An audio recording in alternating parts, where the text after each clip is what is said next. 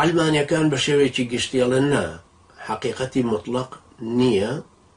ئەنجاوان عیبارەتێکیش ئەڵێن کەس حقیقەتی مطلقی لا نییە، کەس ڕاستی ڕەهای لا نییە.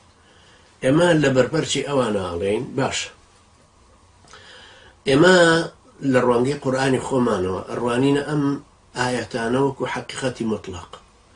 حقیقەتی مطلق وتمانەوەی کە ڕادە و سنوور و بڕ و هیچ شتێکی دیاریکراوی نییە، بەڵام ڕێژەیی ئەوەیە کە ئەتوانی بەراوردی کەی. مەسەڵەن ئەڵێن ئەمە بچووکە و بچووکترە، ئەمە گەورەی ئەو گەورەترە، ئەمە جوانە و جوانترە، ئەمە سپیە ئەو سپیترە، ئەمە بەرزە و بەرزترە، و هەروەها هەموو شتەکانی تر کە مادام مایەی بەراوردکردنە کەوابوو ڕێژەییە. ئەگەر ئێمە بین سەیری قورئان بکەین، خۆی گەورە فەرمێ كل نفس ذائقة الموت. ئایا مە حقیقەتی مطلقە یان ڕێژەییە؟ كل نفس ذائقة الموت. ئێستا گەر کارل مارکس زیندوو کەنەوە پێی بڵێن قورئان وایە فەرمێ ئایا پێت وایە ئەمە ڕاستیەکی ڕەهایە؟ ممکن نییە سنووری بۆ دابنرێ. هەموو خاوەن نەفسێک ئەبێ مردن بچێژ. ئەمە حقیقەتێکی مطلقە، چونکە هیچ کەسە ناتوانێت نکوڵی لەمە بکە. بەڵام تۆ سەیری کە ئوسلوبی قورئان خۆی چۆنە لە ڕوونکردنەوەی ئەمەیە. بۆیە ئێمە پێمان وایە ئێمەی موسڵمان هەموو ئاەتەکانی قورئان حقیقەتی مطلقن، چونکە کەلامی خوای پەروەردگارن، قابلی بەراوردکردن نین. ناشێ پەیامی خوای پەروەردگار، فەرمایشتی خوای پەروەردگار، ئاەتێک لەم ئاەتانەی قورئان بەراورد بکەین بە شتێکی تر، چونکە ئاەتەکان حقیقەتی مطلقن، ڕادە و سنوور و بڕیان نییە، وەکو قەولی ئینسان نین. ئەم ئینسان ئەڵێن ئەمە شاعیرە، بەس ئەمە ئەم شعرە لەو جوانترە، ئەڵێ ئەمە شعرێکی شەرکۆ بێ کەسە، ئێمەی عەبدوڵڵا پەرشێو لەو جوانترە. دوای ئەم دوو شعرە دێنی شعریەکێکی تریان دێنی، هەر شعری خۆیان دێنی ئەڵێ ئەمە بەلاغیترە، ڕەوانبێژانەترە لەوی تر. ئەنجا بەنسبەتی وشەی خوای پەروەردگار و بەنسبەتی قورئانەوە ناتوانی وا بڕی. كل نفس ذائقة الموت. كل بۆ هەموو جنسی ئەو ئەوانەیە کە نەفسیان هەیە و ڕۆحیان هەیە. كل نفس ذائقة، ذائق لە ذەوقە چێشتنە، بەس بۆچی چێشتنی بەکارهێناوە؟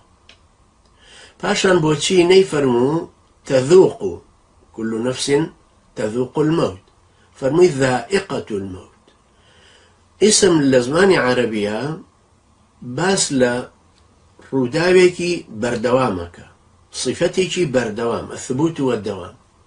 بەڵام کردار ڕووداوێکە و دووپادبوونەوەی هەیە. ئەڵێ جەلەسە، قامە جەلەسە، قابیلی ئەوەیە هەستاوە ئێستا دانیشێتەوە. بەڵام کەڵێ ئەو دیوارە بەرزە، هێوە نییە سبەینە بچووک بێت. ئەگەر گۆڕابووەڵێ بەرز بوو بە صفەتەکەی خۆی لێت. لەم صفەتانەوە لە ئیسمی خوای پەروەردگارەوە هەمووی بە ثبوت و دەوام هاتوون.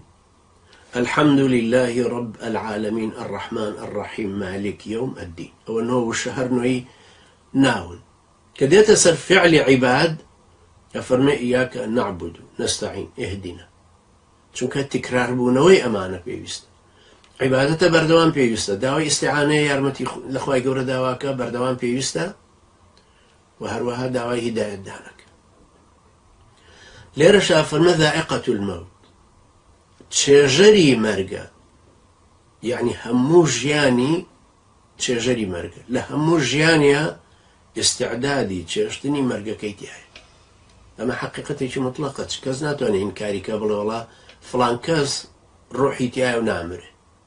هەر کەسێکیش ئیدعای بکە بڵێ نامرێ، هەر مردن پەناگوێیەگرێ و زلێ لە پەناگوێ داوەمرێ.